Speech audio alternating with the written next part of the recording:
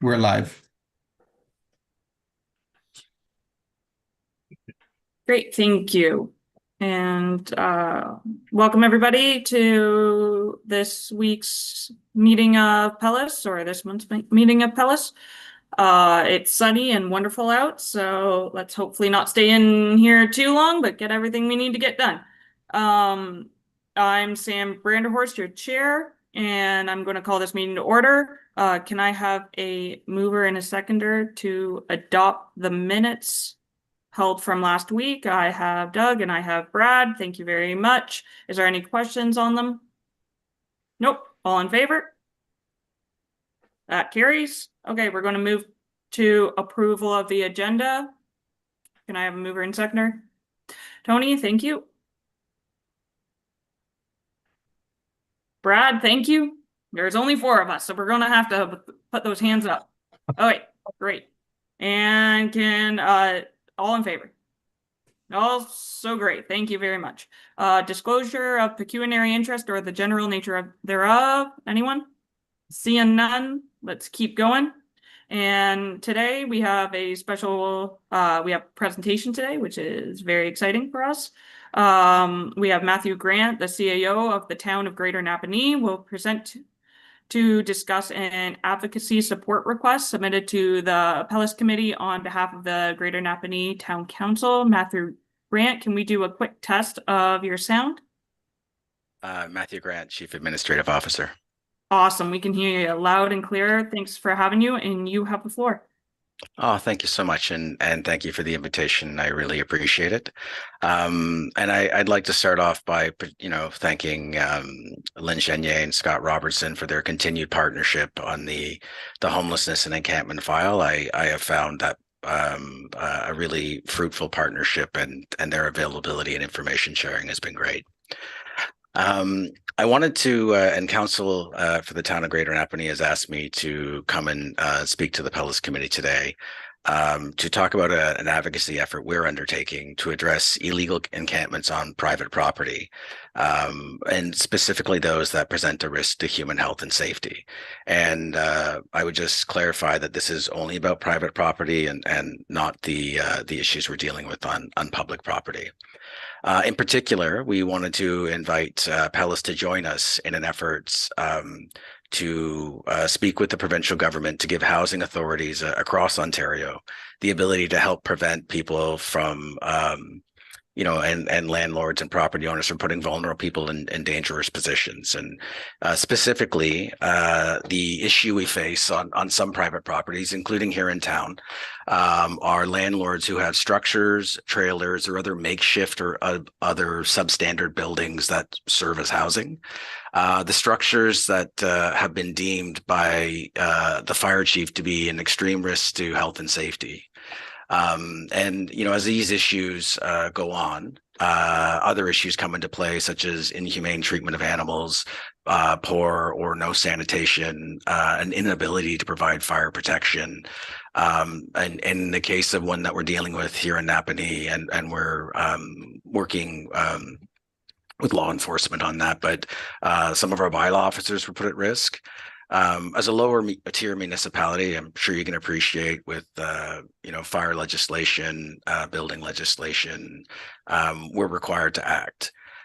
One of the complicating factors here, and Greater Napanee and other municipalities, is that social service agencies are providing funding directly or indirectly to individuals that have created these environments. And I appreciate, particularly with the Ontario Works Act, that they don't have the opportunity not to do this. We believe that for us, what could be providing tens of thousands of dollars a year provide to a landlord creating these environments provides a profit incentive that makes compliance on our end less likely, and sends a mixed message. So the specific ask that Greater Napanee has of Pellis is to join us in speaking with the provincial government to give housing authorities the ability to not fund these environments if those responsible for investigating, such as fire departments, Ontario Provincial Police, and the like, have brought this to your attention. And for clarity, we don't believe Pellis should have to do any investigations of or enforcement of any kind. We don't believe that you should have to do, proactive reviews of housing or that thing. We just believe that you should have the ability to respond to a request from an enforcement agency to prevent public money from going to illegal activity that puts people's lives at risk. And with that, I'm happy to answer any questions. But I believe you have a copy of the letters that we have sent, and I'm happy to answer any questions you might have. Thank you so much for that, Matthew. I really appreciate it. Brad, I see your hand.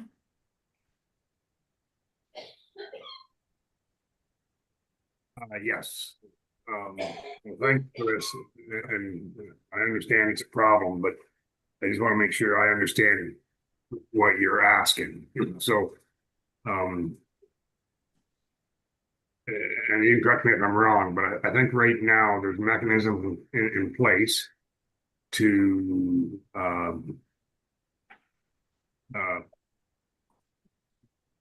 look after what's going on there. Not me, but overall. I mean, you got bylaw, you got property standards, you got all that other things that are going on, and all those mechanisms are there to deal with those sites. So I'm not sure what the service provider can, if the service provider can add anything to that. But I think what I'm hearing you say is that if the municipality or the people bring evidence to the service provider that the people receiving money from that service provider is contributing to that problem, then the service provider should be taking that money away. Is that, or do I have that wrong? No, I think you have that right, or at least has the ability not to contribute financially to either the landlord, either directly or indirectly, because the profit incentive makes compliance on our end more difficult. So I guess, sorry, just for clarity, the public money is going to these particular environments that have been deemed a risk to public health and safety. We'd like to speak with the government about changing the legislation to give housing authorities the ability to stop paying that money. So yes, you are correct. So if I can, I'm sure, Sam, I just want to make sure so if I'm receiving money from social services and I'm paying the landlord, what you're asking is for my money to be taken away. What I'm asking for is that the money can't go to fund, and what council's asking for, the money can't be spent on dwellings that have been deemed a risk to human health and safety by law enforcement or the fire department, because particularly in the case of Napanee, it's what could be tens of thousands of dollars to fund that particular issue. We've identified that individuals living in an environment, and I'll be high level on it because we are involved in investigations as we speak. That money contributes to the problem and something that has been deemed a significant risk to human health and safety, not dissimilar to other areas where there's been trailers that have caught fire and led to deaths. And so it's challenging for us when we're going and talking about trying to enforce something that we know is a risk, but they're receiving funding from a different level of government that enables the risk. Can I ask one more question? I'm having a hard time with this because usually people who are receiving social assistance in whatever form are usually having a hard time for whatever reason. And I don't know, staff maybe can answer this but I don't think the service provider, once somebody has went through the process in order to start receiving the money, I don't think the service provider can, tell them how to spend that money. I could be wrong. I know they have to spend a portion of it on housing, but I guess, you know, the problem I'm having is if you're taking that money away, are we contributing to more homelessness? That's the problem I'm having. So Lynn, I don't know if you can answer that. sorry, Director. Thanks for the question. So you're correct. So what we do is we issue social assistance based on the eligibility criteria for Ontario Works and the set rates, which are set by the province of Ontario. We can't force someone to spend the money on specific things. So someone could be living in a private encampment, provide us with verification that they have to pay land rent, as an example, to stay there. We issue the funds. If they don't pay the rent, there's nothing that we can do about that. So they do have the ability to spend it on whatever they choose to. Okay, thank you. Do you? Thank you. If I may, and I think one of the issues that we would like to speak with the government about is getting sort of a receipt or something from a landlord is we understand a prerequisite to receiving some types of funding, and receiving sort of information from a landlord who has an illegal encampment that has been deemed a fire risk and a risk to human health and safety. I mean, candidly, we don't think should qualify. We just don't. Sorry, I'm raising my own hand, but I have all the power to ask questions. I have a quick one. What is the ripple effect of neighbors complaining to individuals? Like, so say if there's like neighboring property that is being rented out, it's a home, but that individual has hoarding issues, and which is now considered a mental health issue. Could this, which is also a fire safety issue, where does this line get drawn? Like, I appreciate the problem your municipality's in. I'm not saying like we don't have them here. We do. But we're also trying to figure it out.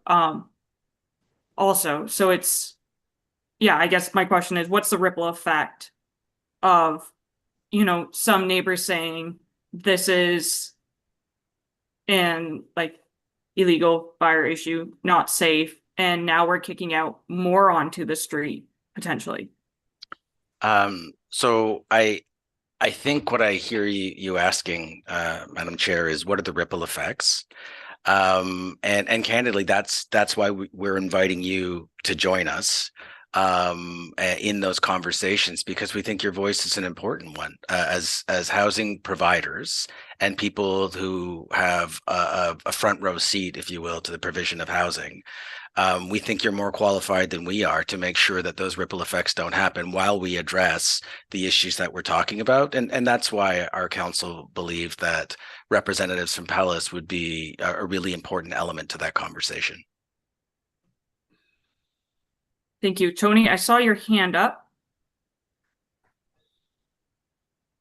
Yes. Thanks, Sam. Yeah, I'm struggling with it, with this request. Certainly, and appreciate the issues that are going on in Greater Napanee. Certainly in the northern part of our municipality, we have many issues with people living in, obviously on social services and support, and are living in, when I look at your 4 bullets here, obviously they would have pretty well guarantee, many of them or most of them have meet all 4 of those. They would have wood burning appliances that aren't meant to be in the building or unsafe, stuff stored around them, multiple dogs, and often refuse. To me, certainly those are bylaw issues, which our municipality has the responsibility to deal with. And they are challenging to deal with. I don't disagree with that. They're very challenging because they take a lot of labor and effort to work through each and every one of those. The issue I have, so that I believe is a bylaw enforcement issue. The other one is if, and you would pretty well know walking into any of these properties, whether they contravene a bylaw issue. So if social services, if a staff person was there or meeting with them or was aware of it, that there was one of these infractions, I think that whole process would be that it should go back to the municipality to deal with a bylaw issue. Shouldn't be social services. And I struggle with how would you cut off funding? If you cut off the funding to the person living in that situation, in some cases they're living there for free for nothing, but in other cases they're paying the property owner something. You would throw them on the street and with no other place to go. I really struggle with that. Yes, the conditions are not good, but they have a roof over their head. So if I may, Madam Chair, I appreciate there's no easy answers here. And what we're talking about is some of the extreme examples where the fire chief has deemed things would be a risk to human health and safety, and the likelihood of people burning to death is there. And so I guess our perspective is I'm not sure we would consider that housing stock. I think that would be people taking advantage of a system and funding to provide an environment which is a risk to human health and safety. And I think there would have to be clear rules around this. But the profit incentive itself can perpetuate sort of a challenge here. And for us, it's harder to gain compliance about things, and we're not talking about a bylaw issue. We're talking about a health and safety issue. We're talking about provincial legislation, in particular with the fire code, where these things are deemed to where our fire chief, who doesn't act lightly, is I am concerned about people's safety here. And so we have, a fire department looking to really gain compliance on something where we're concerned that someone is going to be harmed, and another arm of government, and they have no control of whether they do or not, is funding that, and we just see that as a fundamental. I would say they're incongruent, for lack of a better term.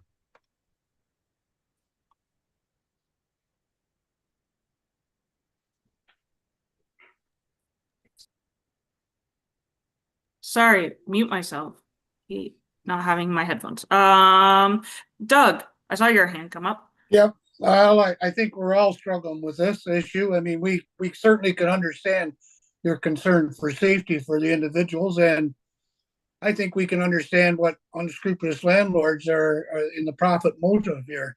I'm just not sure that our people are the ones to make the choice here on which ones get it and which ones don't.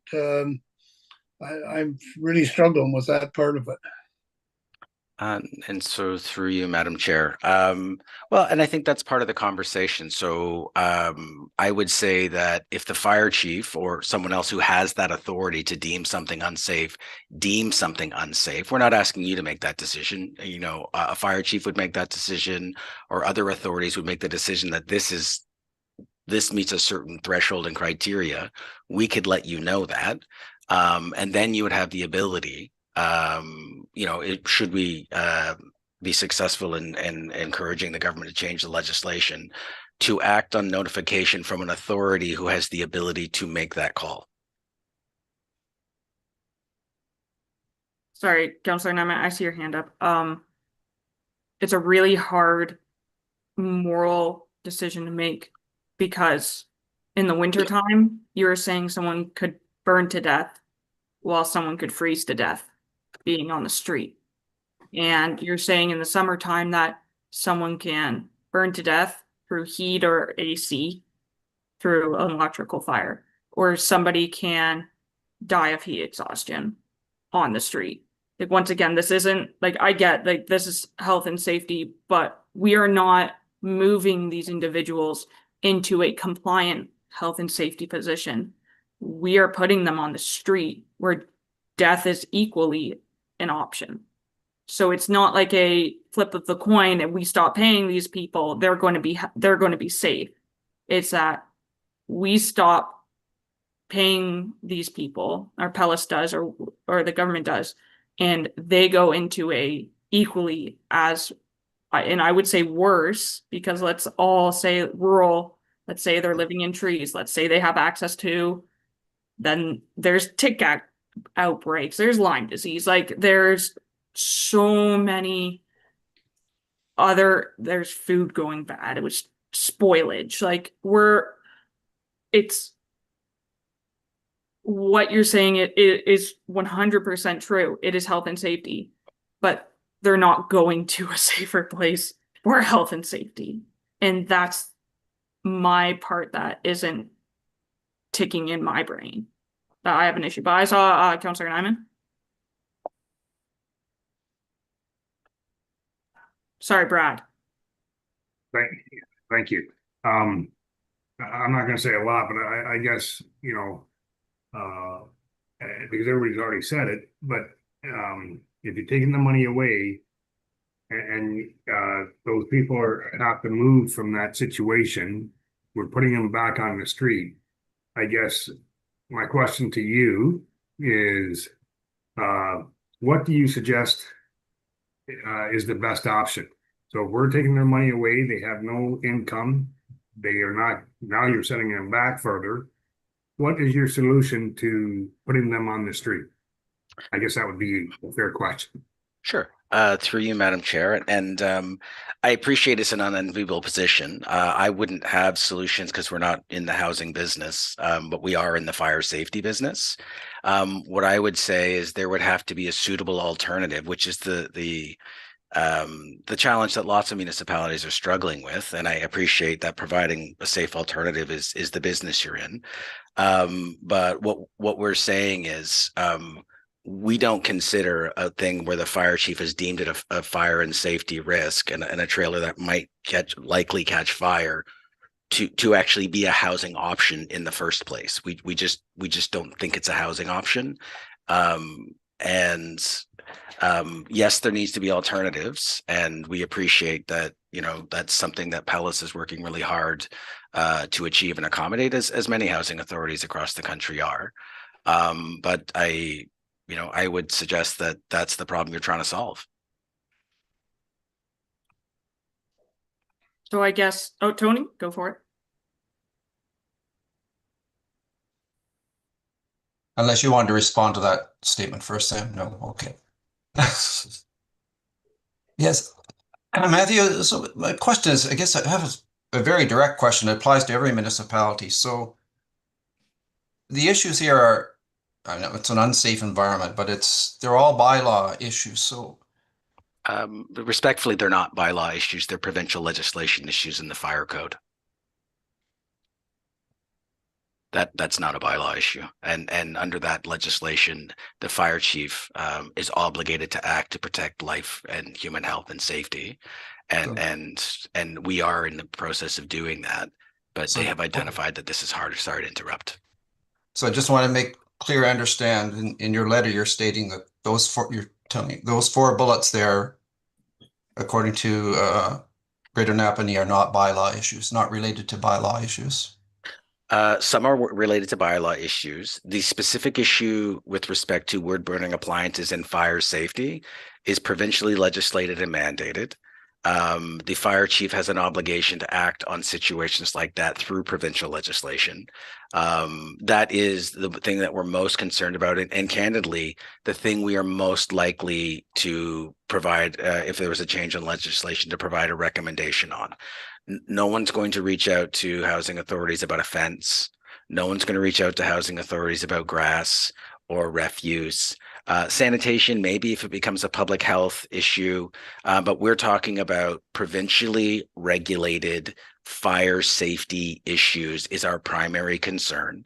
And under that provincial legislation, we have an obligation to act, and we are. But it's challenging when something has been deemed a risk under fire safety legislation is receiving funding from the same government that's telling us not to do that. That's the primary challenge we have. Okay, thank you. I hear what you're saying. Thanks. Councillor Nyman? Brad?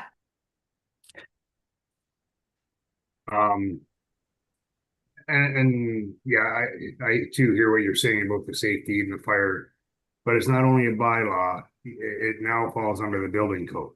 So there's a whole bunch of things. It's not, we just can't pin it on the fire chief is saying this, because there's other regulations, the building code, you referenced about the fire, whatever, the wood burning appliances and stuff. Well, that falls under the building code. So the municipality in all those things, as Tony Ed says, they have the mechanisms in place to address those issues, whether it be the building code, by law, or any of the other legislation. Health and safety is part of it, but again, I think it falls back onto the municipality, and not just your municipalities, but all municipalities. They have the mechanisms there that address the issues that you've raised.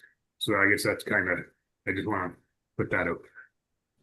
Sure, and through you, Madam Chair, I appreciate the issues to address those. Those issues are ours, and respectfully, we're asking to change the legislation so to allow you not to contribute to those issues, particularly with the fire code. It's our issues to solve them. We're just trying to find a way to change the legislation so you don't contribute to them. So I've been thinking about this a lot. I had a little bit of a heads up as chair with this request. And I did watch I can't remember if you came to Lennox and Addington Council or if that was Napanese Council I watched, but I did watch a council meeting on it when this came forward. I think, like, I greatly do sympathize with Greater Napanee, and honestly, and also what Tony said, we are facing this issue. Like, this isn't just a one municipality issue. And even like I said, very recently I got a complaint in my ward. There's 6 trailers on one property, where they are all using a porta potty to work around the sanitation issue. It's because there is fears of well contamination. These are really big. Like, these are not just like for the individuals, but like this is going to have a ripple effect. I don't really disagree with not funding them, but if they are getting funded, I'm curious on what you would think of Greater Napanee. And also, I'm going to extend this out to everybody here, sitting here. And I'd like to extend it out further than that, like Belleville and Hastings and Loyalist, that I think we need to come together maybe as a greater team and put our brains together with bylaw, with fire, with housing and building. And how do we actually solve this problem maybe a little bit better as a team? Is that we have to try and create a temporary zoning that has the opportunity that like spacing, fire protection for these individuals that are put into these precarious situations, especially if if the landlords are getting paid, they are making money, and maybe we can see, and like I would like to have Pellis at the table. Maybe we can see if the funding doesn't go directly to the landlord, but maybe we can see if we can push it to that the funding makes it safe and compliant in a certain way. I'm not saying we have to get it right to the standards of everything, but it is like you said, once we are aware of these situations of safety, we can't really put them back into Pandora's box. It's out. It's here. It's only going to get worse because this is a provincial problem. This is a province that has underfunded housing across the board. And now we are in a situation as municipalities with a province and feds that are really good at pushing their problems on onto municipalities. And like you said, they are now becoming hypocritical with, oh, we'll give you funding for this, but we're not going to actually give you enough funding to properly fix the housing issue and create safe housing. So now we're on to our own problem that we have to now, and I know Prince Edward County is currently trying to figure out what do we do with this, because we're currently sitting between, do we make people homeless or not? And it's not a great situation anybody wants to be in. So I do like, but maybe this is just too big of a problem to solve by ourselves in silos. So I don't know if you would be like, I'm personally uncomfortable with taking away funding, but that doesn't mean I don't think the question is big enough to solve and work on answers. Like, so I don't know if Lynn has a possible way, or do we have to like extend an invitation out from CAOs to CAOs? Can we create like a multi-county working group to work together to actually try and solve this with the social service entity? Like how they know where funding can go and how it can be moved around. Like, I'm just wondering, is there another way? So I would say, through you, Madam Chair, if there was such an invitation extended to us, I would gratefully accept that. I don't think there's one solution to this. I think there is a number of things that have to occur. And I think we all need to be part of that solution. Should there ever be a delegation from Pellis to the provincial government where you're asking for more resources to actually fix the problem and you invite us, I'm quite confident we would attend. And so this is not the only issue that has to be solved. It's just the issue we're dealing with at the moment that we're really concerned about. But on the broader issue of partnership and other people coming together to identify solutions, yes, I think that those are things that are necessary, is the short answer. Beth, I see you popped on. Lynn, I saw you pop on. Do we have any thoughts? I just wanted to mention that for the delegation itself, we would just be looking for a motion to note and receive. Any kind of decisions would need to be voted on under the next item. Okay, perfect. Well, we can work on that then. So if we'd like to move on to the next item and start I guess working through solutions, I think that would be the most applicable case, and then I will give Lynn the first chance to speak after with the letter, after we move and we accept and move this presentation forward. Can I have a mover and a seconder to accept the presentation from Greater Napanee? We see Tony, we see Doug. Got you. All in favor? That carries. So now let's move on to matters for consideration. Pellis request for advocacy support Greater Napanee. Can we have a mover and a seconder to put this on the floor? Don't all put your hands up at once. We got Doug, we got Tony. Great. Lynn, would you like to take the floor and continue this conversation? Thanks very much, Madam Chair. Pellis has been working with the town of Greater Napanee on the encampment on private lands. And we've been working for several months now. And Pellis, from our perspective, in terms of the request for advocacy support to remove shelter allowances from people who are receiving social assistance, would put those people in an even more precarious situation. So if they no longer receive social assistance shelter benefits, they may be using all of their food money then to pay the landlord in order to continue to stay there, then which causes additional problems as well, or they're moving and may be in a more precarious situation. One of the other things to go along with this is that really the bottom line is there is a housing crisis. There's an affordable housing crisis for sure. And social assistance rates are extremely low. You have on receiving Ontario Works assistance as a single person and receiving $376 a month for shelter is not going to get them legal, fulsome shelter that's stable of any kind. So, and I know Pellis Committee has advocated for an increase in social assistance rates many times in the past. Many municipalities have, and really, that's really the ultimate answer. Is we need to give people enough money to live on, to secure stable, affordable, reliable, safe housing. So putting people who are receiving the lowest incomes already in a more precarious position by removing their shelter allowance, in our opinion, will put them at a much more precarious situation. And we are working with people who are homeless and precariously housed. And again, there's nothing out there, or not a lot out there, that they can move to from any space. So that's one of the biggest challenges that people face. In terms of safety, we have great concerns as well, and we're always working with people who we know where they're living in an unsafe environment to try and get them to a safe environment.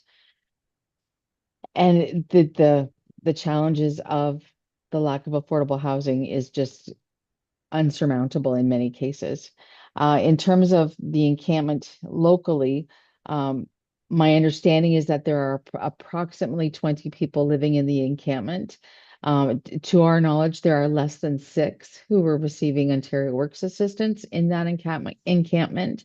So really removing the shelter allowance from those up to 6 people is not going to, it's going to reduce the landlord's incentive to continue to operate, but it's not going to get rid of it, because the majority of the people are not receiving Ontario Works assistance. So we're still going to have that same problem, and it puts those potential 6 people in a much more precarious situation, because now their income has been significantly reduced. And I'd be happy to answer any questions that committee may have. Councillor Brad. Thanks for that. So I'm sitting here thinking, and then I'm thinking, I just kind of, my mind went somewhere else, because it seems to me we're not going to address the problem by supporting what's being asked here, because those people will move on. There'll be somebody else come in, and probably the landlord will get that money. So correct me if I'm wrong, but we're trying to target the vulnerable people instead of targeting the ones who are helping to create the problem, which is the landlord, which I don't believe trying to tackle the landlord is Pellis's or a service provider's job. Again, I think there's a mechanism in place for that too, and that then falls back to the municipality, that they have to figure that out. That should not be the service provider's job to fight those battles. I think, and again, I could be wrong, but I think, we need to look after the people who are struggling, having hard times, and see if we can give them help to better themselves or their families. But I don't think the resources should be to fight the battles that we have no business being in. So I don't know if you have anything you want to add to that, Lynn, or? No, I think that's very well said. That's what we're here for, is to help. And we are working with individuals that we know of that are unhoused or precariously housed in encampments or couch surfing. We are always working with those individuals to try to find them safe, affordable housing. And that work won't stop. And it doesn't matter where they're living. We will continue to work with them.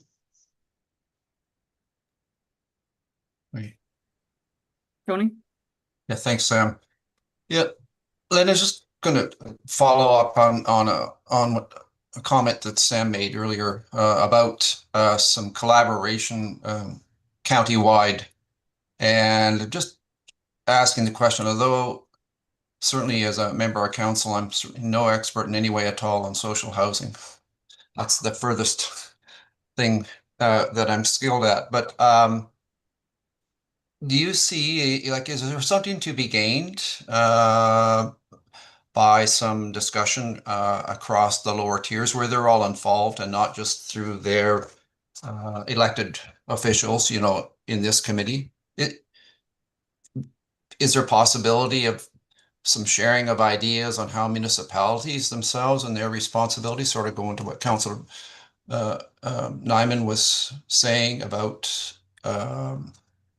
what people observe or by law enforcement or any other issues about how we, in the face of lack of funds for social housing, are there ways that we could learn anything from each other to sort of help the situation a little bit, I guess, like every little thing that we could do to improve it, or coaching of some of these landlords or property owners or trailer owners or whatever, like some subtle improvements that could go on in parallel to all the lobbying effort to get some increased funds into social housing.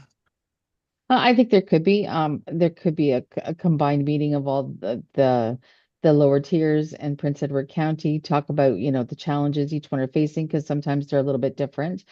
Some of the successes that each of the individual municipalities have had. And then we can, you know, rip off and duplicate, because, oh, we haven't thought of that, but maybe this will work and we can use it in our municipality. So that's definitely an option. We've also been looking at an encampment protocol, where it kind of lays out where the responsibilities lie, who's involved, what resources might be available. So that will be coming forward at a future meeting, because it's still in a draft form.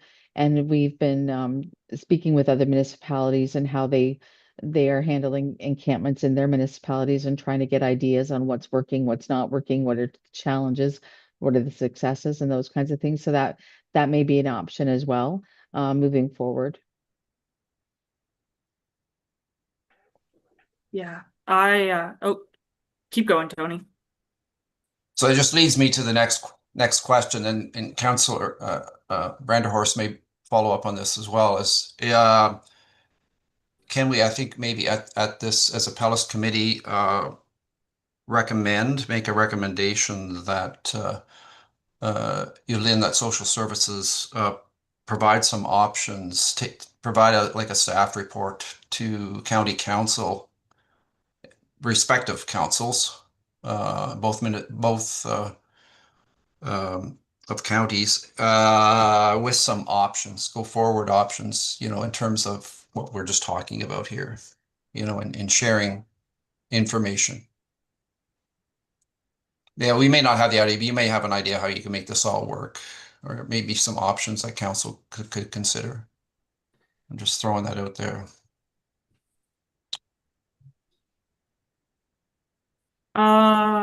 If I can jump in, my idea, yeah, I would say I like Tony's approach. I was wondering if, not to add more to Palace, but I'm trying to create like, I'm thinking of like an organizing hub, basically. I would even be fine to invite specifically all lower tiers of LNA on a whole. I'm not sure really how that, and then also Prince Edward County. Once again, I would extend it out more, but maybe we just start with us and create a council's small group or a council's group to, okay, this is the problem on hand. I know what's happening here. I know what's happening in LNA. So how do we deal with this on a whole? What are our what are our tools? And I also think it would be really great to have Palace at the board once again. So it's not just it's more well-rounded in all the information that we have. Once again, fire chiefs, once again, building operators. Because I think CAO Matthew was right. Like, this is something we have to deal with. This is something we have to. But Lynn, I also think it's interesting that you said, like, even if we take away the money, it's still going to happen. I believe, I'm not for sure, I don't think the ones in my ward personally, which is like the 6, are at all on Ontario Works. I believe all of them are working just poor jobs or good job or decent jobs at, but the rent here is $1,800 a month. So yeah, I We can definitely put together a working group with staff from the lower tiers in the county and Prince Edward County as well. Come together for a day and and really try and banter it about and what would work well for our municipalities and what supports are in place or available that could be used. If that's committee's direction, we can certainly do that. what is Doug, thank you. Yeah, okay.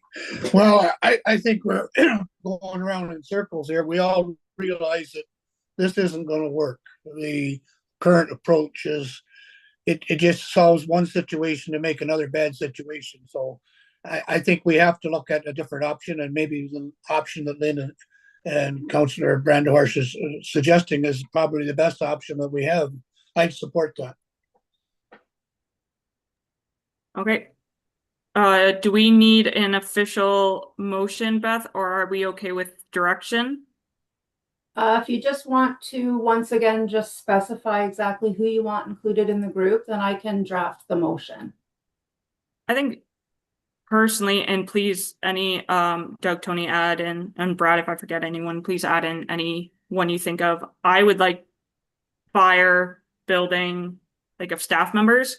I know we have housing staff, like a housing group. So I don't know if LNA does or the other municipalities do. I'd like them included, or Scott specifically. Well, he's with Palace, so he'll come. CAOs, council members, basically anyone. If there's a health board, or like not like, I don't know if they have a health board. I don't think we do, but like we have just anyone basically that hears this and thinks that Brad, thank you, I'm rambling. No, just, I think you should have somebody there from bylaws so that everybody understands. I know in Prince Edward County, our bylaws are complaint driven, which I don't know if that's the same for other municipalities, but just to have that understanding, I think, so have bylaw there. Great idea, Brad. Bylaw enforcement from municipalities would be great too. Tony, Doug, any extras I'm missing? No, I don't think so. No, agree with that. Yeah, fire bylaws, CAOs, council. Yep. I'm just gonna open. I know this is not a normal ask. CEO Grant, I still see you are on the line. Is there anyone that you think would also add to this conversation that I'm missing?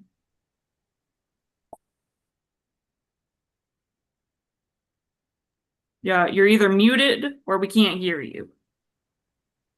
I've got more than one mute button, it seems. Nice. Right, sometimes. I think that if we're talking about the housing specific issues, I think that you've hit on all of them. The other ways that lower tier municipalities would be impacted just would be the aftermath of an encampment in terms of cleanup and that sort of stuff. So those would be our parks and public works departments as they remove all of those things, needles, sharps, those kinds of things that tend to come with it. Yeah, if we can throw in a couple directors of the Parks Department, I think that would be fair too. Once again, more ideas, more brain power, I think the better, honestly, with an issue like this. Okay. Thank you for popping back on, CAO. Appreciate that. And do we need anything more before I look to vote on this? Oh, Lynn, please. Just a quick question to you, Chair. When would you like this to happen? We're coming up on summer, so just as best as we can to have something ready for the September meeting? Like I have a report ready for the September meeting? Yeah. I think you have to. Yeah. I think we have to, unfortunately. This is a tricky thing. I know, and I'm going to lean also on Doug and Tony here. I know we lose a lot of our staff to summer vacation, to their holidays. We've been asked to not book things on their holidays. I don't want us saying yes, September's fine to look like this isn't an urgent matter. Like the CAO said, this is people's lives at stake. But also I don't want people to be missing, and then we keep having like half conversations that aren't actually bringing everyone together. So yeah, I think but yeah, Tony, Doug, if you disagree with me, Yeah. please. Yeah, definitely. I think it'd have to be into September. Yeah, it'd be nice to have it earlier, but you're not going to get too many people away. Pretty well that simple. Okay, It perfect. has to be September at the earliest. Yeah. Okay. I think that's then fair direction. Okay, anything else from staff before we move on? Nope, I'm seeing none. Okay, can we have a vote to, so this would be voting on Pellis. Oh, 2 seconds. I flip to that actual request. So that Pellis Committee provide direction in regards to the request for advocacy support for the greater town of Napanee. I think overall we have given our answer and direction to staff. I don't think it needs more clarification than that. Anyone disagree? No? Okay, all in favor to vote on that matter? That carries. Okay, we're going to move on. Sam, can we just get a mover, an official mover and seconder on that, please? Oh, I thought I did. Mover and seconder. Doug and Tony, great. All in favor? That carries. Okay, moving on. LNA Transportation Subsidy Program.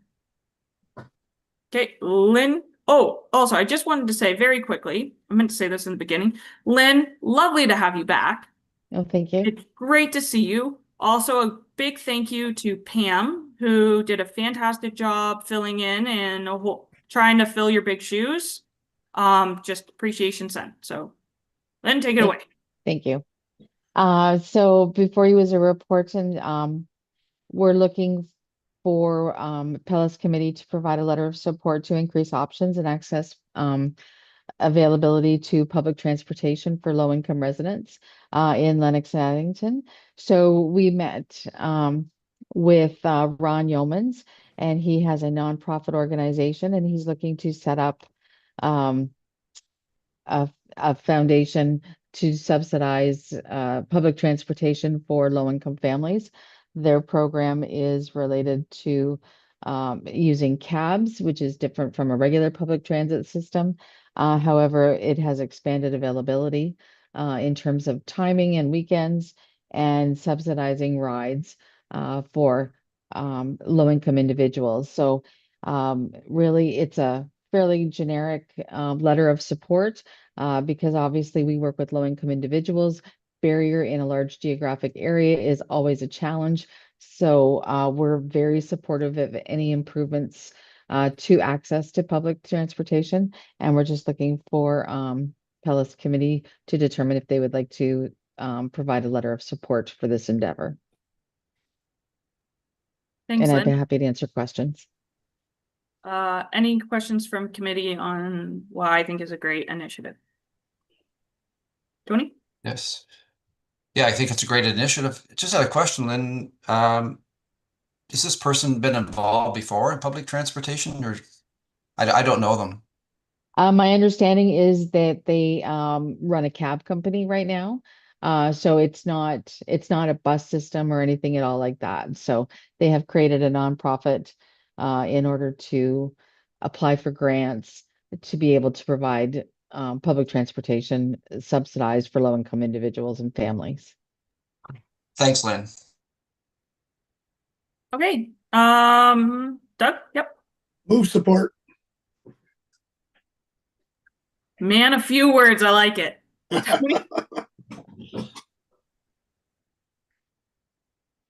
Oh, Tony, I saw your hand. You put it away. I second it. Great. Well, then we already have a mover and seconder for you, Beth. Okay, so that would be the full read above it, that Palace Committee, sorry, that the May 30th, 2025 staff report, letter of support, Lennox and Addington transportation subsidy be noted and received, and further that Palace Committee provide a letter of support to increase options and access to public transportation. Got our mover and seconder, all in favor? That carries. Great. Moving on. We're going to move to transitional housing. Lynn, you are still up. And would you like to talk about this also? Thank you, Madam Chair. So before you, you have a staff report and you also have attachments in terms of a petition that has been received from residents. So we run, as you know, a transitional housing program where we rent rooms from private landlords. We provide and connect people to supports, provide the place to stay. There are rules that they have to follow as part of transitional housing. One of the, just to name a few, they have to be willing to engage with social services, agree to be on the by name list, agree to work with community providers and whatever challenges that they're facing, whether that's physical health, mental health, addictions, low income, all of those kinds of things. We address everything. And we will help them get connected to services that are able to assist with those.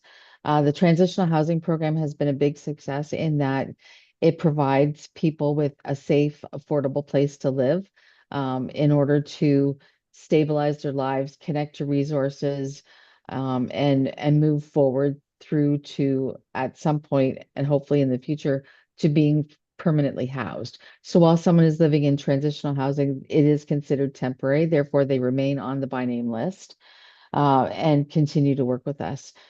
So we're in the process of renting another home to provide rooms, and the petition really is, it's opposed to the location because it's close to a school, a crosswalk, all of those kinds of things. I can add to this report in that when we choose people to live in those homes, we look at the neighborhood, we look at the person, we look at their demeanor, their willingness to work with us, all of those kinds of things. So we would not be putting someone in a home next to a school who should not be living next to a school, those kinds of things. So we are very careful, not that it always works out because there's always challenges. We're people, we all make mistakes, act in a different way than what society thinks they should act in. But it's a great program, and we are very careful who we move into which homes. We do have a number of homes in Napanee. I know that the petition references one where there was a fire last summer. That is only one of a number of homes. And that was a horrible situation. But there aren't issues in some of the other homes. That was a very unfortunate circumstance, and one that we've been working on trying to reduce the risk of ever happening again. So we are very careful about who we move in, where we move in, people, and all of those kinds of things. And so we're just looking for direction on this matter. Thank you, Lynn. And Tony, take it away. Thanks, Sam. Yeah, then I have two questions. So the people that go to transitional housing, so maybe I'm making an assumption, they want to go to transitional housing. This is something that's it's an open discussion with them. I'm putting words into your mouth, I guess, but it's an open discussion with them. I assume that, and they know the plan, they know why they're going there, and what the bigger picture, I guess, hope is for them in their life. That's the one. And the other one is when you end up with a person who starts causing problems, or you run into issues, or too many quote police calls or emergency calls, like how is that sort of dealt with and coached, so you try to sort of mitigate that or bring it under control? There's a number of people that, that's a great question. Thank you. There's a number of people that are involved with people who are living in our transitional housing. So we have tenant relation officers with PELIS. We also have caseworkers that are connected to people who are living in transitional housing. There's the street outreach team. There's the housing working with Napanee Area Community Health Center. So there's addictions and mental health. There's Morningstar Mission. There's a lot of supports around the person. So when behaviors are negatively impacting either other residents in the house or neighbors, we definitely address those issues with the occupants, and talk about, what's appropriate behavior, what you can and can't do, that there are rules, as an example, visitors after 10 p.m., those kinds of things. We address those as they come up. So we don't let them sit and stew for weeks on end before we address it. They're addressed as soon as we find out about it, and we have conversations with the occupant. Generally, for the most part, you get agreement that, you know what, I won't do that again, or this is my struggle, and we try and work with them through that struggle. We have had lots of instances where we've had to have an occupant leave. So that is always on the table. They know that, because they can't be so disruptive to the other occupants that it's impinging on them as well as the neighbors as too. So we do address those things, and we do ask people to leave when it's not going to work out. Thank you. Great question, Tony. I think that really added. If there's no other questions, I would like to lean into some of mine. I guess it's more of a comment. I'm fully in support of this. I think we just had a conversation about unsafe places to live right before this. So I think it's just makes sense to me. I get, we dealt with the transitional housing struggle recently of neighbors not wanting it not being safe, and all the ripple effects. We pushed through as a municipality, and the benefits have been great, honestly. And if it wasn't close to a school and a crosswalk in all those areas, then we hear the same thing that we heard with Leeward House. Well, why are you putting them all away from town? Do you not appreciate these people? They don't have access to housing. You're just going to make them fail. So like, there is no winning wherever the location is. People just are, I think, timid towards the process. And then I also appreciate what you said about like picking the right tenant for it. I know, like, from personal experience, like there could be a mother that is leaving a alcoholic father and needs a safe place to go, and this could keep her children in the same school district. That makes it a lot less scary of a transition. This could be individuals that need to be close to town to walk to their jobs. And we're not, like, I think when everybody thinks about transitional homes, you think about maybe there's negative imagery that comes to head, but this could be a lot of seniors that can't afford proper rent. This could be a spouse dies who was the breadwinner. I think we have to break the stigmas of what transitional homes and who needs these homes are, because I think it's just a lot of cases. It's somebody that just needs a hand. So anyways, full support. Done talking. Can we have a mover and a seconder for this motion? Doug and Brad, great. Lynn, do you need anything more on, like, any direction? I think we are in support of you. I think the direction really then is to just continue to work with transitional housing. Great. Perfect. Just making sure we're all clear. All in favor? That carries. Okay, now moving on. Thank you. We are going to go on to number 4, PEC transitional housing. Well, it's all just meant to be. So let's see. I have Scott. You're up to the plate now. Take it away. All right. Thank you, Madam Chair. Yeah, so at our last committee meeting, the committee asked me to pursue some transitional housing options in Picton.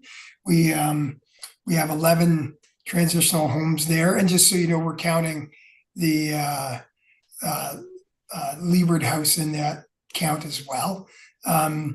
So what I did was I reached out to some people I know, sort of wanted landlord with a high risk tolerance. And I talked to a person. Prince Edward County is unique. Well, we'd be looking at a place in Picton. It's unique in that there's competition with the tourism industry. So, getting something that could be rented out as a short-term rental or even as a long-term rental. There's some competition there, but I have a person who's interested and is a couple of people who are interested in looking around. So I expect if the committee wishes for me to continue to pursue this, I can, and we'll expect to have something for you by the September meeting.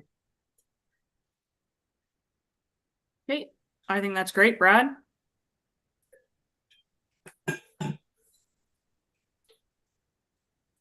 Yeah, if you want a motion to that effect, I can make it. I would just like to add a friendly amendment to it. I was just wondering if it doesn't clearly say speak to staff and to work with our staff, because we do have a housing team that would love to support you, I think. Sure, yes. So if we could have maybe that, it may, even if it doesn't have to be friendly amended, but like specifically added. And I was just wondering if you would like to present at our or I'll ask Councillor Nyman because he sits on it. The housing board or the Affordable Housing Corporation. Do you think this would be a good presentation to have, specifically with people that could maybe like to participate in the conversation and add more to it? Brad? I can leave that up to Scott. I mean, I think if you get more information, Scott, or I don't know how much you got, but I'll leave it up to you. If you think this is a good time to come to the house, we won't have any meetings until September anyways. So if you want to come to the September meeting and kind of say that you're working on a few other alternatives here, that might be a good thing. Okay, yeah, sure. And just so you know, Councillor Brandenhorst, I've already been talking to Alice Ziegler about this just to determine how does it work? How does it incorporate into Leeward House? Would people leave Leeward House and go to this place, or is it something else? And what does that mean? Because Leeward House is staffed and has a few more supports. So we haven't had those conversations, Alice and I, but we talked about the need to have them. So it's still early on in the process. But I'll definitely be talking to Alice for sure about this and a couple of other things. And I can go to the September meeting for sure. I think it would be nice to get your face in there and explain. Oh, it's always great to hear all the great things that you're doing. And who knows, maybe there's somebody there that has an idea that can help. And it's a pretty great team. So, Yeah. Okay, thank you for that. Can I have, so Brad wanted to move this. Can I have a seconder for this motion? Tony, thank you. Beth, I saw you pop on for a quick moment there. Was there anything needed? I was just gonna make sure that you were okay with the motion. I just added on that Pellis in conjunction with Prince Edward County staff continue to explore transitional housing options in Prince Edward County. Yeah, that wording works for me, but I'm not the mover, I guess. So Brad? Good, yep. Excellent. So I got nods from the seconder. Okay. All in favor? That carries. Okay. Excellent. Thank you, Scott. We're gonna move on to National Housing Strategy Funding. Scott, you're still here, so your turn again. All right. Thank you, Madam Chair. Through you to the rest of the committee. So these are funds that we've got for the last few years. So this is the Canada-Ontario Community Housing Initiative. We usually use that funding. We use a little bit for rent supplements, and the rest we use for capital repairs in community housing, not just the housing we have, but we share that with our nonprofit housing providers to make sure that the existing stock is maintained well.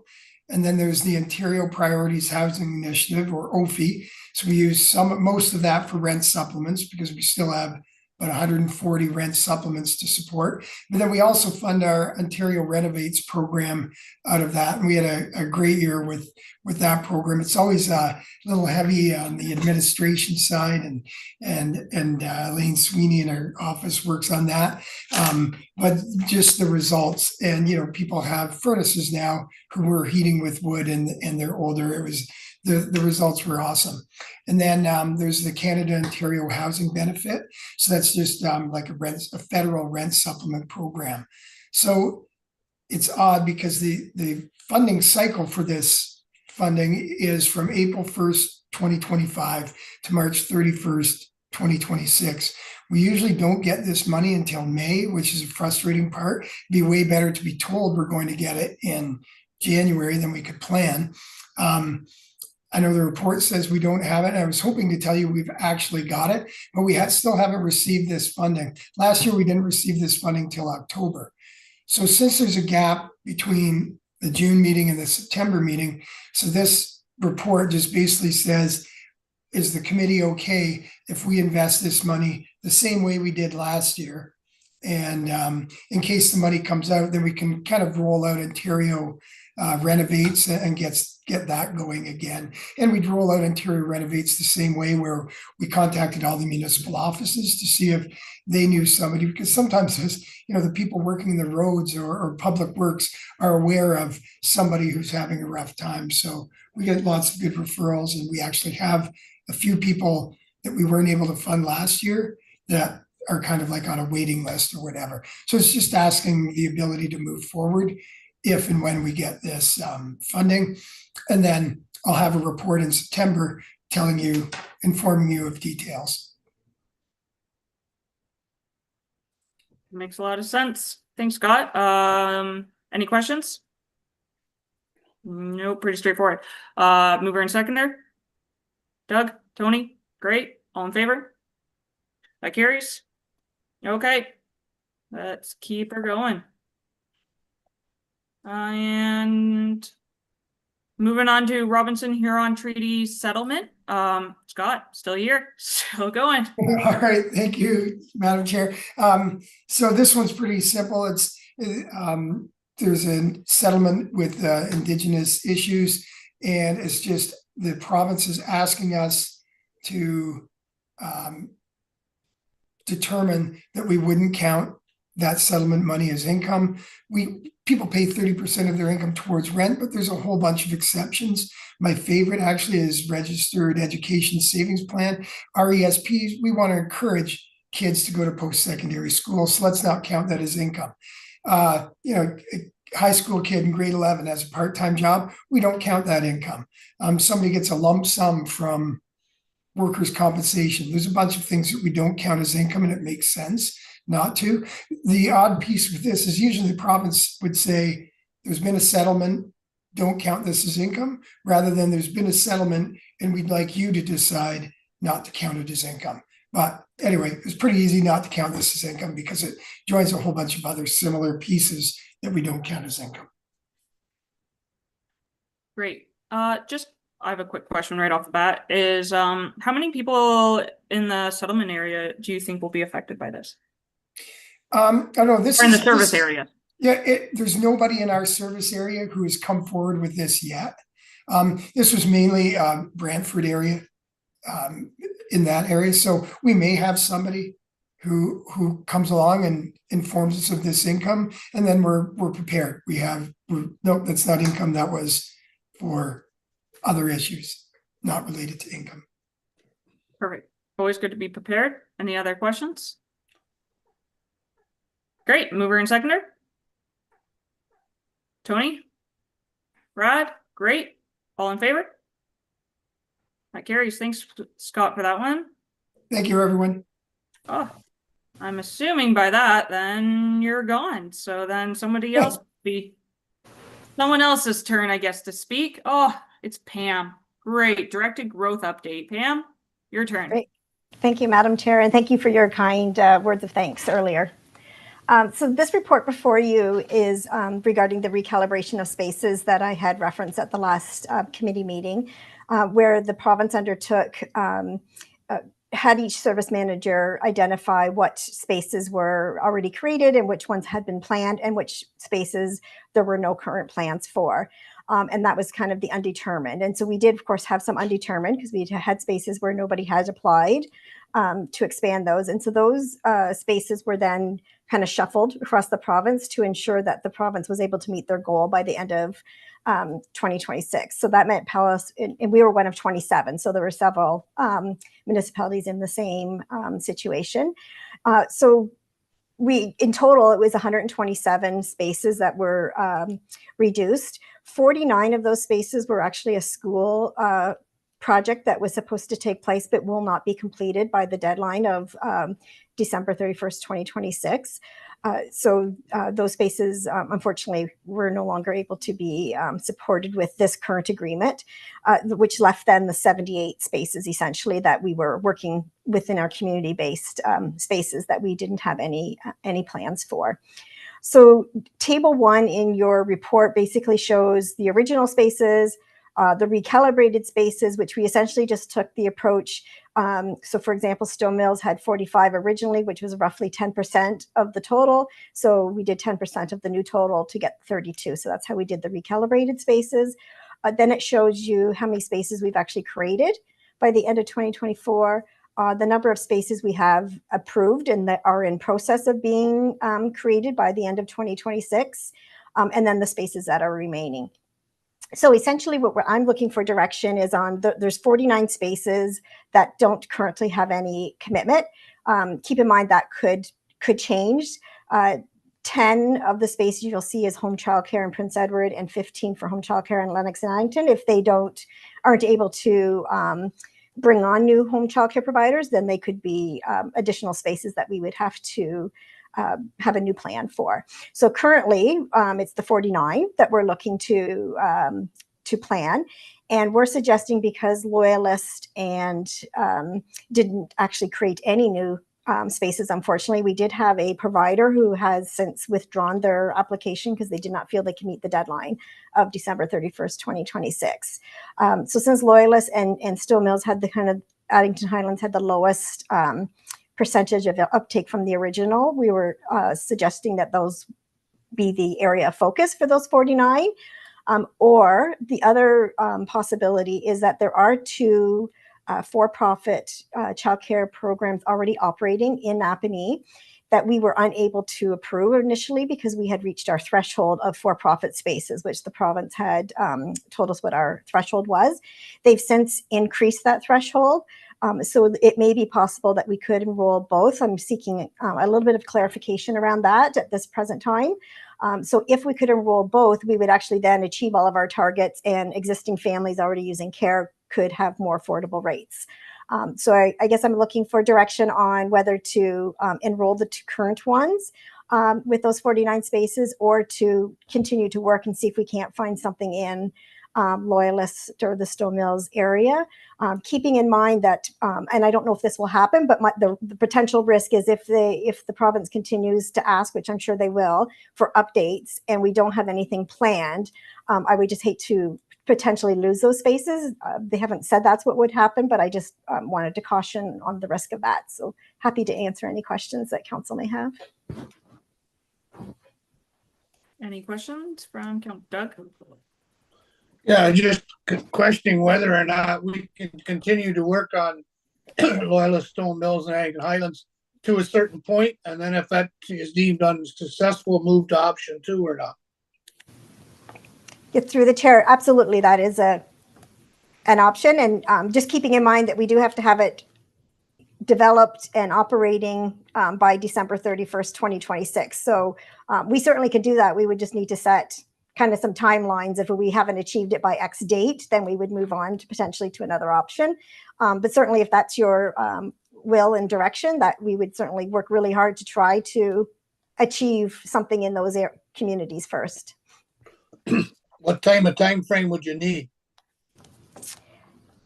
I guess it depends on whether it's on the project. So if it's an existing building that needs retrofitting, it might be a shorter timeline than if it's a brand new build, which is going to take obviously some time. So I think it really depends on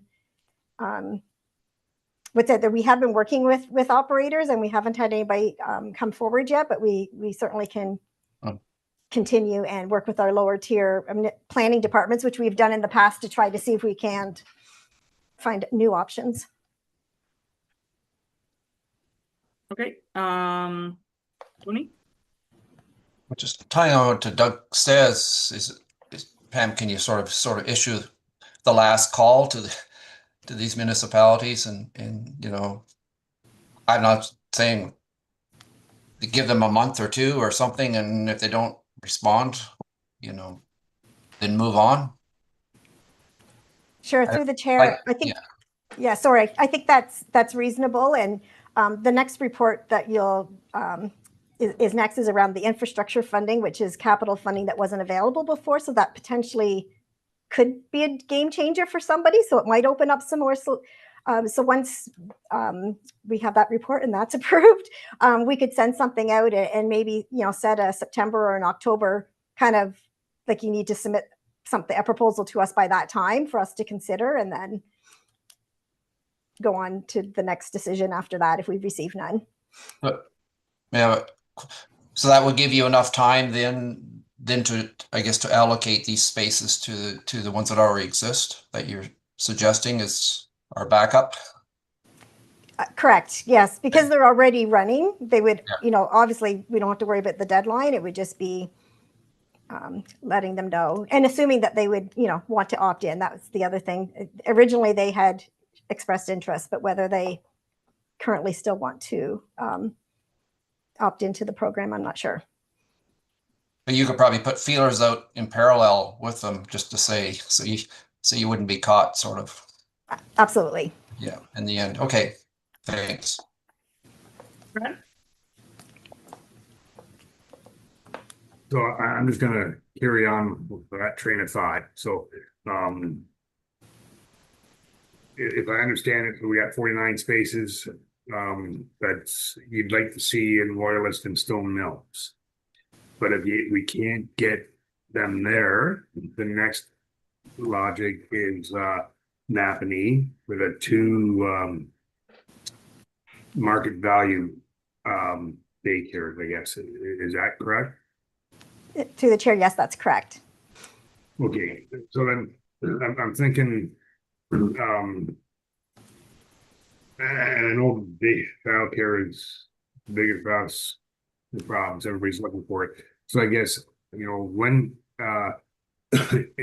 if all that else fails, is there places in Prince Edward County that is close to being able to say, yes, we could use those spaces?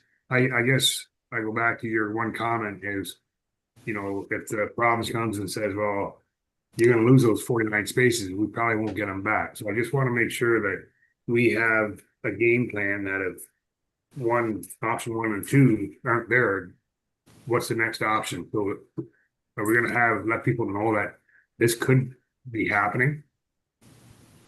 Yes, through the chair. So I certainly would encourage folks in Prince Edward County, if there was, so currently everybody who has applied in Prince Edward County has been approved and is in the planning process. But if there was new spaces, I would encourage them to also submit by whatever deadline we create, because if there was nothing that came forward in LNA and the 2 weren't interested, we certainly don't want to lose those spaces. So then we would look to expanding further into Prince Edward County. Okay, thank you. Okay, great. I think we have a good plan for it. So, Pam, what is the absolute last date you're comfortable with? And will you be coming back to Pellis, or will you just be taking this as direction? Through the chair, I think I have some direction today around trying to find spaces in Loyalist and Stone Mills first. And then I can certainly bring back an update to the September meeting, and I had to do some thinking on it, but I'm thinking if we have a fall kind of deadline for who's interested, is there a solid plan so that we can make a a good decision and ensure that we have enough time to ensure that we have a solid plan so that we don't lose those spaces going forward. Great. I'm comfortable with that. How's the rest of the committee? Yep. Yep. Okay, can we have a mover and a seconder then for this motion? Doug, Tony, great. All in favor? That carries. Okay, thank.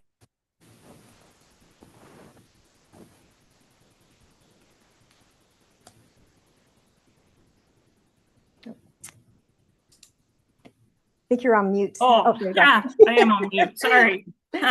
Infrastructure funding. Pam, thank you. And tell us the good news. Yes, so thank you, Madam Chair. The province has announced new early learning and childcare infrastructure funding that was from the federal agreement, and PALIS will receive $1.9 million to be spent by the end of December 2026 to help support our new spaces. So this is good news because prior to that, we had startup funding grant available, which was able to support things like leasehold improvements and retrofits, toys and equipment, but was not available for purchasing of land, buildings, or a brand new build, where the ELCC infrastructure funding will allow us to be able to use it for purchasing of lands or building or a brand new build. So it's very good news. So it's going to complement what we already have existing. So before you is just a updated application form for expansion where folks can then apply for either pots of funding. We obviously would use our startup grant first for those just leasehold improvements and try to reserve the infrastructure funds for actual capital costs, but we certainly can use it for the same expenditures as our startup grant. So this is good news, and hopefully it will help support some new spaces. And this is part of the application that I would send out with whatever the deadline is we come up with for the fall to identify what plans might be available to support those 49 spaces and even the planned spaces. So there's 49 spaces currently being planned in Prince Edward County. And so they could also have be able to access this funding. I'm happy to answer any other questions that committee may have. Well, you already answered my question, which was all the information getting sent out in one great package? So thank you. Anyone else? Questions? I'm seeing none. Well, that was easy. Can I have a mover and seconder to accept this? Tony? Brad? Great. Okay. All in favor? Sorry. Keep muting myself. That carries. Great. Okay. Let's go to updated metrics. Take us home, Liam.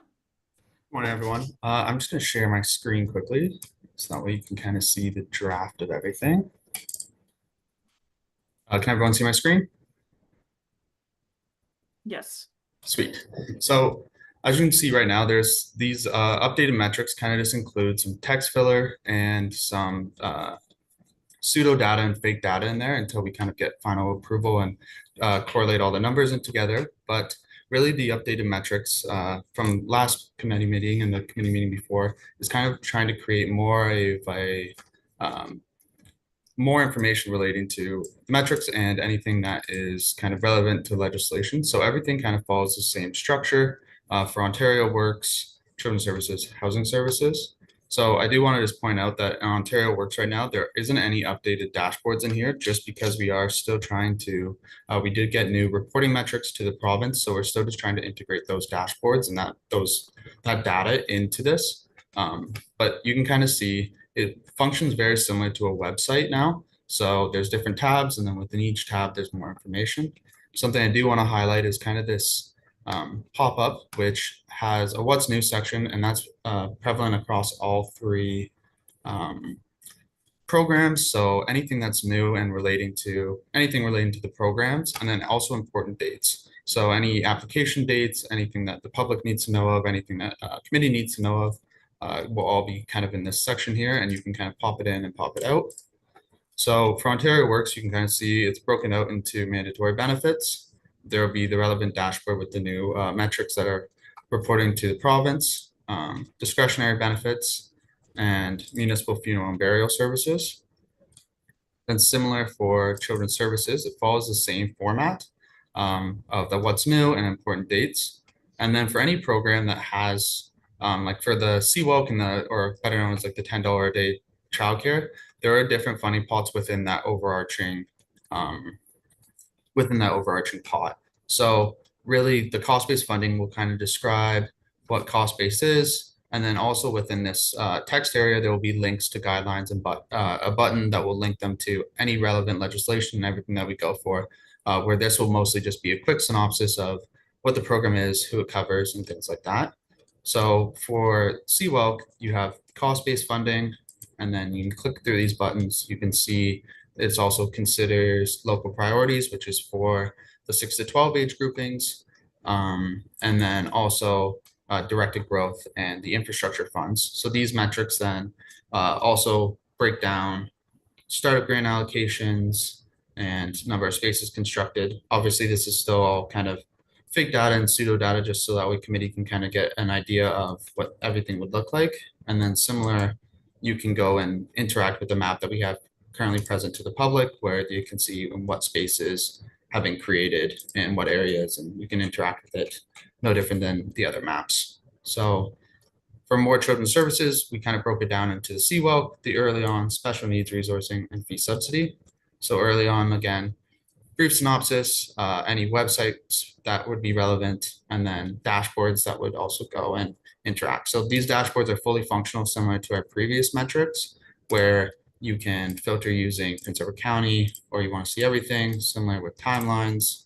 And then where there's options, you can see monthly breakdowns across both, similar there. And also within early on, we do have Indigenous-led early on outreach, which would also have its own relevant statistics as well.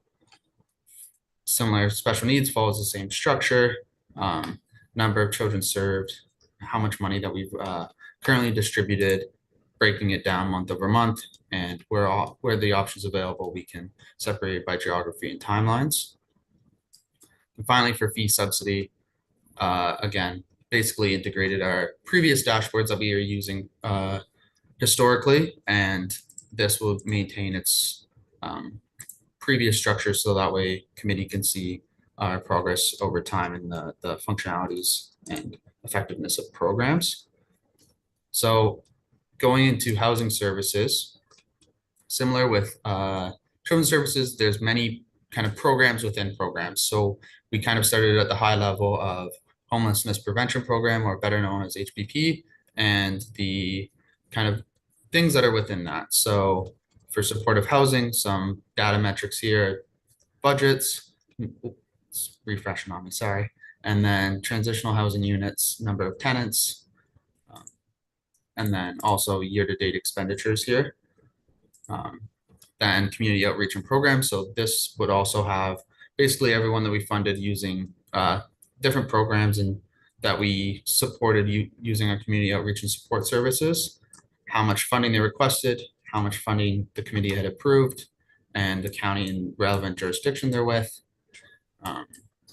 Housing assistance, also budgeted amount, and how much we've spent as of April, or as most of the recent data is available. And then emergency shelter solutions also highlights our budget, expenditures year to date, any motel stays that we funded through emergency shelter solutions, and then also the Morningstar Mission Warming Center, and any other kind of emergency shelter solutions that we funded using HPP would also be relevant here. Switching over to Coach and OFI, just another brief description of what the Young Canada Ontario Community Housing Initiative and Ontario Priorities Housing Initiative is. And then kind of going into the subsectors of that, of there's building repairs, any units repaired, general buildings, so anything that isn't necessarily directly linked to a unit, say a roof needed to be replaced, that would be captured under general building. And then again, still able to be filtered where applicable. And then you can kind of see there is a draft note of any relevant information similar to the previous metrics would be highlighted using an asterisk. And then you can see basically what, if there's a note relating to any of the data, you can then also see what that note is relevant to. For our rent supplement, we did try to integrate as much of our previous metrics as we possibly could. This is showing no data just because it's functioned off of last month, but it's the data inputted is for April, so it's looking for data in May, but there is data there, as you can see, kind of in the monthly. It just that one function isn't showing right now. And then Ontario renovates. So this is where a large one we can incorporate things like the important dates where say Ontario renovates is accepting applications. We can have that presented within these metrics, so that way they can see which is currently applicable, and then as well as any guideline links, additional resources, and also a direct link to the application and who to contact. And then they mostly all still follow the same format through the rest of the programs. So the Canada Ontario Housing Benefit, number of individuals in receipt, and the month-over-month breakdown. Obviously, this is all still just fake data kind of in placeholders, but again, you can kind of see the bar charts between the two. You can see how many individuals were in receipt depending on each county. And then by name list, previous data, again, number of active individuals. And you can also filter these and have the functional dashboards for both as of current active and also the month over month, where you can see the breakdown of April for Prince Edward County and Lennox and Addington, and then our housing wait list. So see how many current we have on the housing wait list, month over month changes, and applications that we receive on a monthly basis as well. So things that are still needed to be added are, of course, the Ontario Works kind of dashboards here, as well as a how to use page. Of course, since I've kind of been functioning within it, I can kind of go through it, but since it is going to be a resource for both committee and the public, there will be a how to use page in order for them to easily kind of go through it all and function through the website. And we are going to fill in all this text, so it isn't all just Pig Latin, and kind of brief synopsises for everybody. I would be happy to answer any questions, and looking for any direction from committee as it relates to any relevant metrics that you're really hoping to see, or anything that you hope this dashboard would be able to capture. Okay, committee, any questions on that? There's a lot of information there.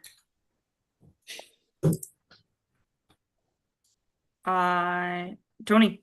Just a quick one. Yeah, looks great. And I think what we're going to find here, Liam, is as you work through it, when you implement it, you know, that the little tweaking can follow later on. If someone has something else they're looking for. Thank you.